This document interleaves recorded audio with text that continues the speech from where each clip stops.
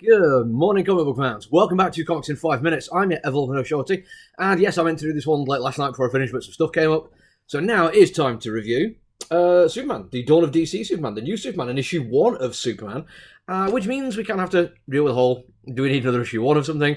Do we have to get another origin story? Are we going to reinvent this character? And thankfully, we are going to get a big no to all of that. We get 3 pages at the beginning, which effectively sum up a little bit of what Clark Kent's childhood was like, and then a splash page detailing some of the stuff that happened in his life, and then we're caught up. Brilliant. And I've got to say, I was very happy with that because I went into this with mediocre expectations. Joshua Williamson is a writer who I don't rate, but also don't dislike.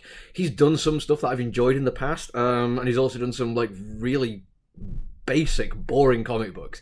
But it's a Superman issue 1, I'm going to pay attention to it, and you throw Jamal Campbell in on the artwork, who is fantastic. He's the artist for Far Sector, which is one of my all-time favourite comic books. I was going to check it out, of course I was.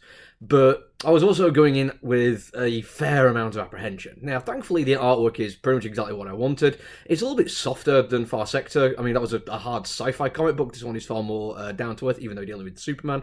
And you do get an easier-going variation on the colours. Some of it is quite soft, but in a way that works. It's Superman. Hard lines and brutality, sharp edges doesn't really work well with this character. So Jamal's taken a really good baseline, and I think improved on some of the stuff that I've seen. Costume design, framing and stuff like that is all above average, great kind of stuff that I expect from Jamal Campbell. And the writing is actually above average from what I was expecting from Joshua Williamson as well. It's probably the best things of his I've read for quite some time. And he does this by letting this be the Lex Luthor show kind of more than anything else, because when you've got multiple Superman comic books with various different Supermen's, or Supermans, should I say, including his kid or half child from another dimension or cousin or clones, whatever you want to talk about.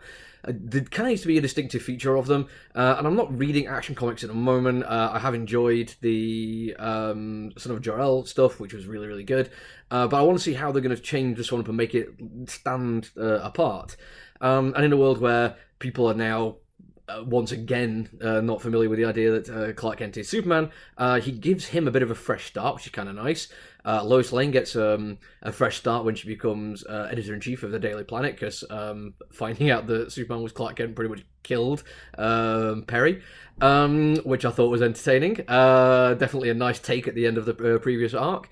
And it was this weird moment where I was reading of oh, they're doing this again. Then my brain clicked into gear. It's wait, have they done this again? It feels like such a predictable thing that surely they've done it repeatedly, but I can't remember if they ever did. Maybe in an episode of a TV show or spin-off or something, but it feels like such a natural state of affairs that I'm kind of amazed it's not something that I've seen repeatedly. But it was a nice little touch. But going back to the main point, this is the Lex Luthor show, and I think that's where he's going to succeed. He writes quite a good Lex Luthor. He keeps that intelligence up, and he makes their relationship really interesting. I mean, Lex Luthor is the quintessential Superman bad guy in the same way that Joker is for Batman, because their relationship's what sells it. They get on or don't get on in interesting ways. It's not just bad guy, good guy, and that's it. And in this one, we have Lex Luthor being fully aware that Superman's super hearing is tuned in particularly to him, because obviously it would be, he's one of the biggest villains in the world. So while he's in jail, fully aware of what's going on outside, because again, super genius, he's just talking to Superman, knowing that Superman can hear him, and telling him basically what he would do instead and how it would make life better if Superman listened to him. And I kind of it's the opposite of your good conscience on your shoulder telling you what to do, and I find that a really nice little twist. But my favourite bit is the absolute passive-aggressive bitchiness of him giving LexCorp to Superman, and running it as Supercorp, which is just horrible and goes against everything that Superman stands for. But part of the contractual thing where he gets control of this corporation, which, by the way, is absolutely stocked full of people who've worked for Lex Luthor. Not necessarily the best people in the world, but if he tries to dismantle the company or give it away, Lex Luthor will just dissolve the entirety of LexCorp, or Supercorp as it is now, meaning tens of thousands of people will be unemployed, and it will actually have a detrimental effect on the GDP of the country, because it's such a huge part of life for everyone in America, DC Universe America. And I can't help but admire that.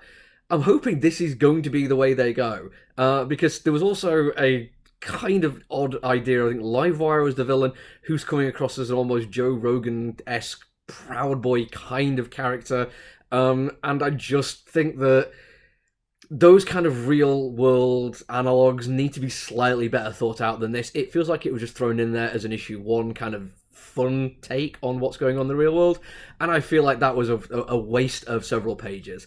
So yeah, there is definitely improvements here. Josh Williamson is getting better as a writer, which I love to see. He's doing things that interest me a little bit more. He's doing things which are a bit more well thought out, a bit better structured.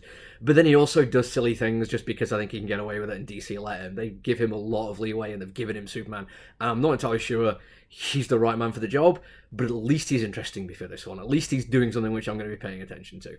Right, that's it from me for now. There's going to be more reviews. There's a whole bunch of stuff coming out this week, so make sure you're subscribed and following and shouting from rooftops to all your friends about it. And I'll see you when I see you. Until then, though, look after each other, everyone. Stay safe. Bye.